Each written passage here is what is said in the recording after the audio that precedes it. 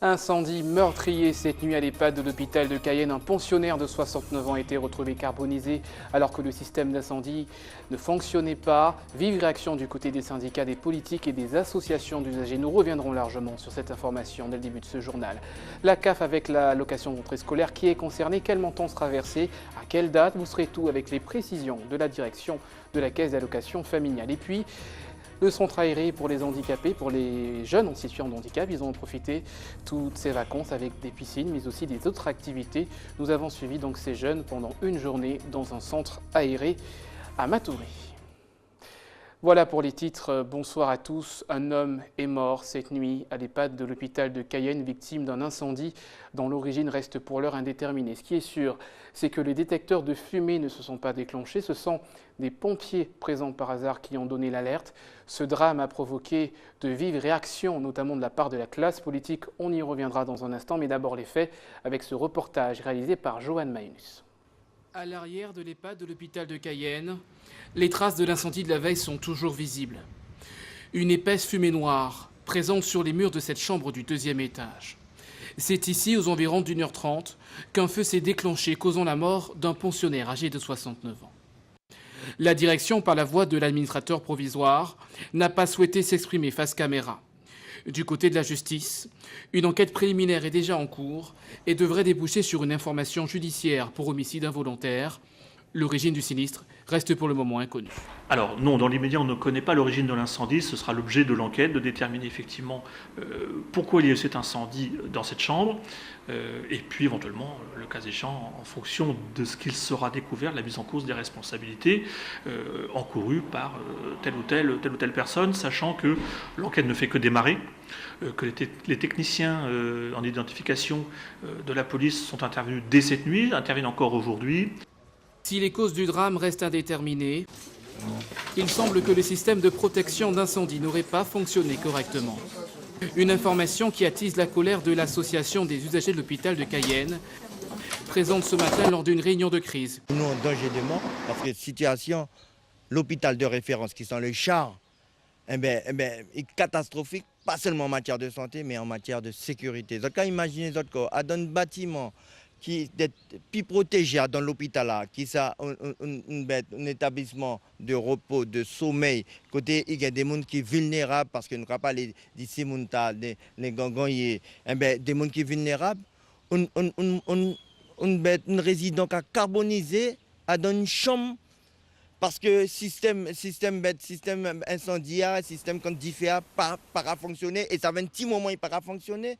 La centaine de pensionnaires de l'EHPAD reste toujours pris en charge par l'établissement, en attendant les résultats de l'enquête judiciaire. Si elle confirme les dysfonctionnements du système de sécurité, la responsabilité du centre hospitalier pourrait bien être engagée. Oui, première réaction ce soir, celle du syndicat UTG Santé qui se dit révolté par la voix de sa secrétaire générale Patricia Saïd. On écoute. Scandalisé, révolté. Nous présentons nos condoléances aux familles de ce résident qui avaient fait confiance à l'EHPAD de l'hôpital de Cayenne, qui avaient confié le membre de leur famille. Scandalisé parce que ça fait des années que l'UTG crie. Scandalisé, révolté parce que nous arrivons ce matin, aucun périmètre qui permet un accueil psychologique des familles, des résidents et du personnel. Nous rappelons que nous sommes dans un établissement avec le statut de la fonction publique hospitalière. Il y a des procédures qui doivent être mises en place et nous le disons en prenant nos responsabilités. Et une réunion de crise s'est tenue à huis clos en présence de la direction de l'hôpital et des représentants du personnel, mais aussi d'élus. Et dans une déclaration commune, ils appellent à la fermeture de l'hôpital de Cayenne en raison de son manque de sécurité.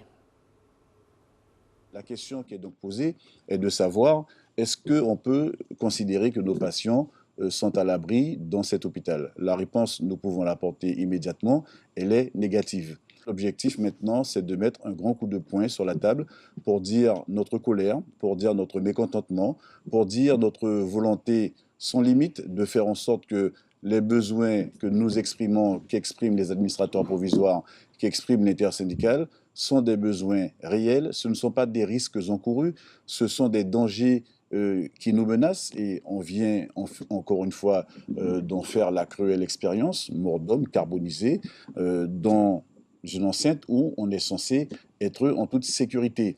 Et donc nous envisageons auprès de la ministre de tutelle de mettre un gros coup de poing sur la table pour demander éventuellement la fermeture de certains services et pourquoi pas demander la fermeture carrément de ce centre hospitalier tant qu'on ne nous aurait pas fait la démonstration de la garantie totale de sécurité vis-à-vis des patients qui le fréquentent.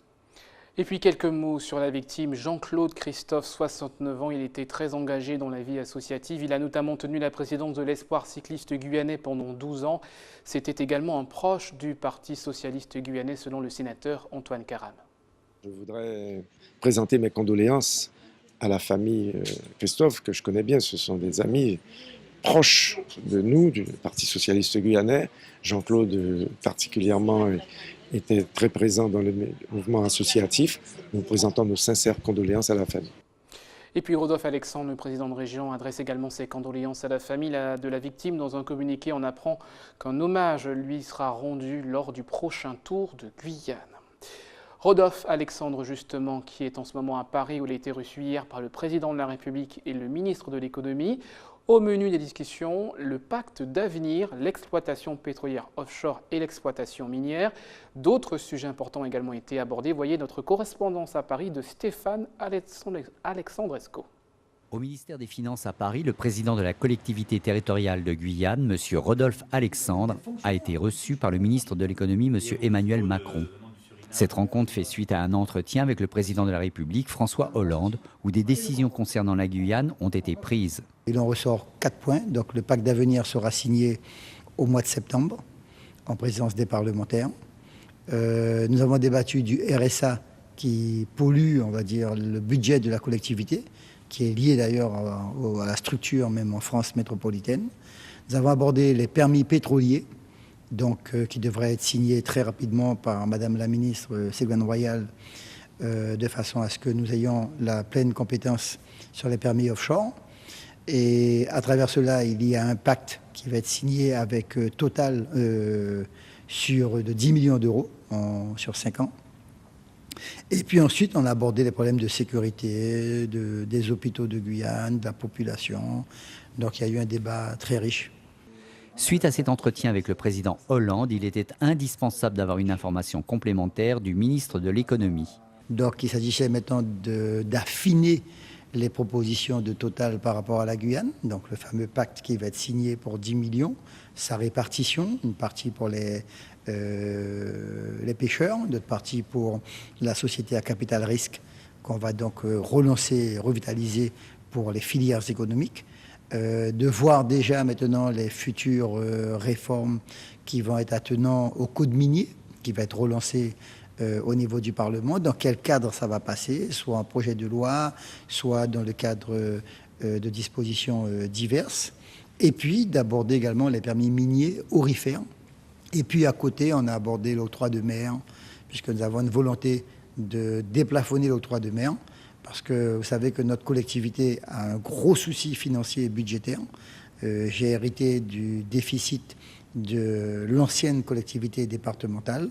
Parallèlement à cela, j'ai le RSA dont je vous ai parlé qui nous cause un trou de près de 15 millions récurrents par année.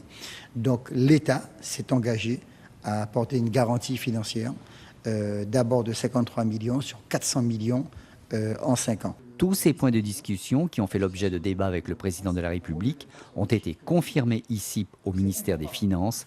Il s'agit donc maintenant d'établir des passerelles entre Bercy et le gouvernement. Les habitants du Mont-Baduel sont enfin fixés sur leur sort ce soir. En ce moment même, une réunion se tient avec la mairie Cayenne et la préfecture qui prévoit de publier très rapidement les arrêtés d'expulsion. Une réunion donc qui se tient en présence, donc, je vous disais, de la mairie Cayenne et la préfecture. Nous allons tout de suite écouter la réaction d'abord de Laurent Lenoble, directeur des cabinets du préfet, suivi d'un habitant. Cet arrêté, il précise les conditions d'évacuation du Mont-Baduel, un arrêté qui a été pris par monsieur le préfet et grosso modo L'idée, c'est de rappeler la dangerosité du site, l'urgence d'évacuation. Mais dans cette urgence, il y a un temps de relogement et d'évacuation et d'hébergement de la population qui est incompressible. On a plusieurs centaines de personnes avec des statuts complètement différents. Et la phase de recensement est pratiquement achevée. On va présenter une grosse partie des résultats ce soir. Et en fonction des situations, on trouvera des solutions adaptées. Compte tenu de l'urgence et de la dangerosité du site, l'idée c'est d'aller le plus rapidement possible.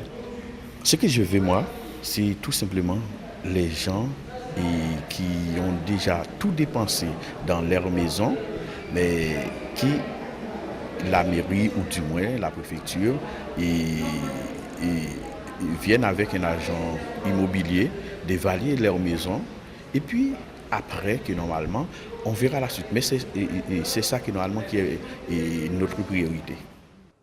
Il est 19h12, restez avec nous. Dans quelques instants, nous serons avec des jeunes en situation de handicap qui profitent du centre aéré pendant les vacances et puis des images d'un bal convoué chez Montserrat. Mais d'abord, information pratique, l'allocation de rentrée scolaire sera versée par la CAF à partir du 18 août prochain.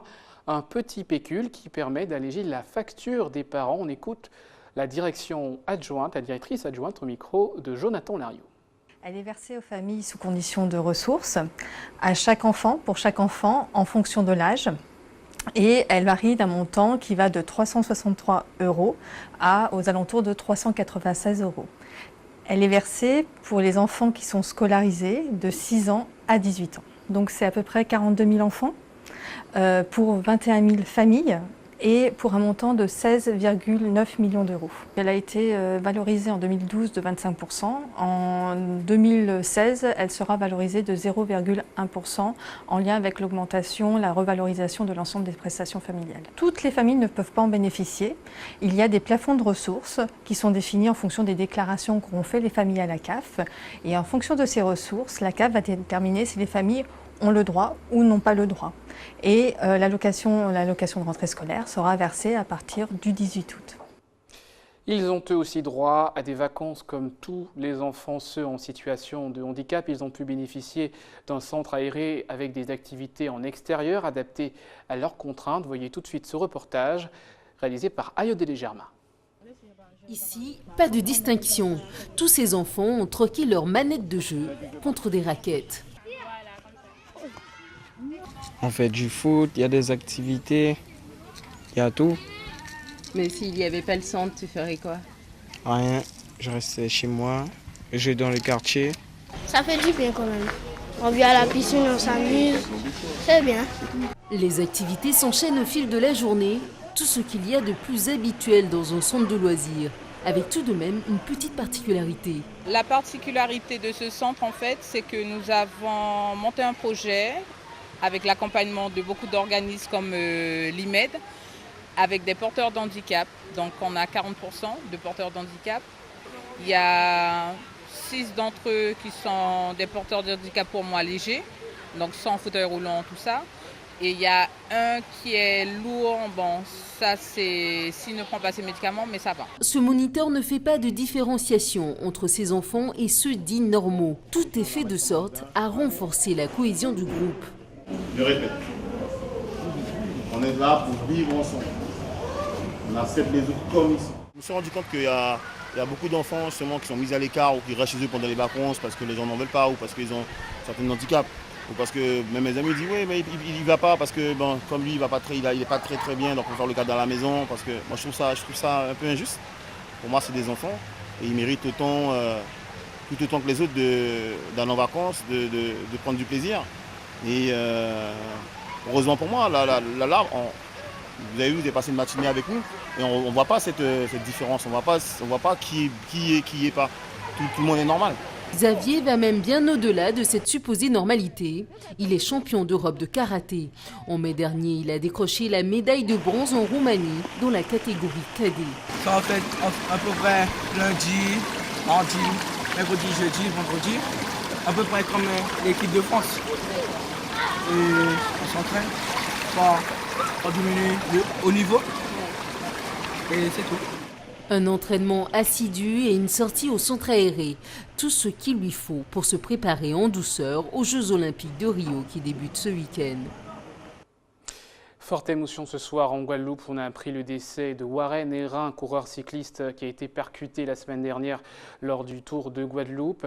Cet événement sportif a été fortement marqué par l'annonce de ce décès aujourd'hui avec ce reportage de nos confrères de TV Guadeloupe. Warren Hérin, le jeune sociétaire de l'USL, a été percuté par un véhicule 4x4 jeudi dernier, la veille du coup d'envoi de la 66e édition du Tour de Guadeloupe. Le jeune homme, tout juste âgé de 22 ans, cheminait vers le vélodrome suite à une convocation du comité cycliste pour l'installation du transpondeur, obligatoire pour disputer l'épreuve.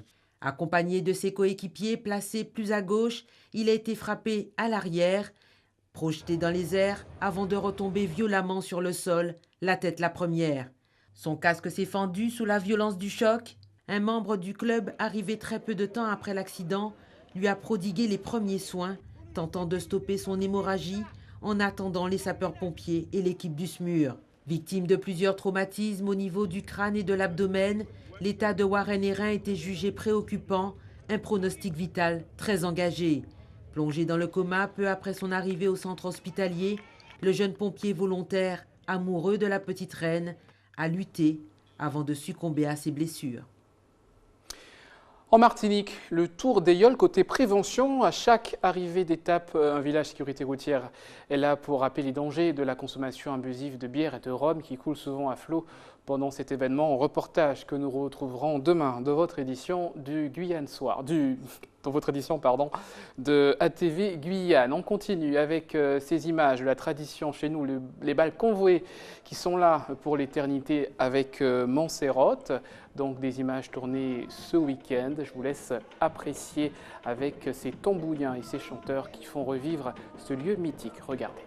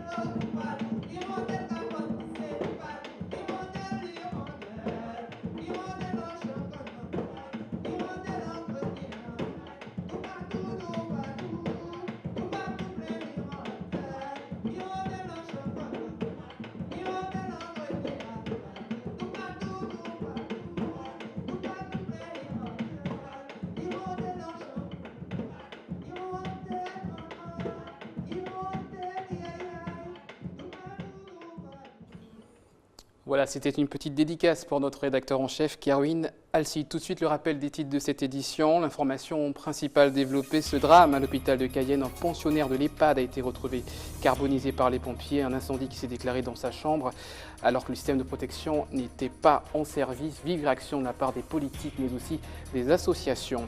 La CAF, vous avez donc toutes les informations sur cette allocation qui sera versée pour la rentrée scolaire à partir du 18 août.